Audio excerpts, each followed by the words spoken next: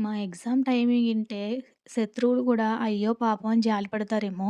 అలాంటి టైమింగ్‌లో పెట్టి సచ్చారు. టైమింగొచ్చేసి 3-5 కష్టపడి వంట చేసుకొని, కష్టపడి నేనే తినేసి 1:30కంతా కాలేజ్‌కెళ్ళడానికి రెడీ అయిపోయా. 3కి ఎగ్జామ్ అయితే 1:30కి ఎందుకనుకోద్దు. ఇక్కడి నుంచి వెళ్తేనే గాని 2:40, 2:15కంతా కాలేజ్‌కెళ్ళను.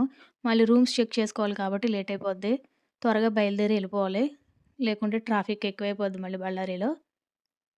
ఇది మన హెల్మెట్. దీన్ని లేకపోతే ట్రాఫిక్ అంకుల్స్, పోలీసులు ఆగమని జెప్పి ఫైనేసేత్తారు. లేకుంటే యమరాజు గారు ఒక కాలిచ్చి నేనున్నానమ్మా అని గుర్తు జేత్తాడు. ఎందుకంత రిస్కు? అందుకే దీన్నేసుకోవాలి.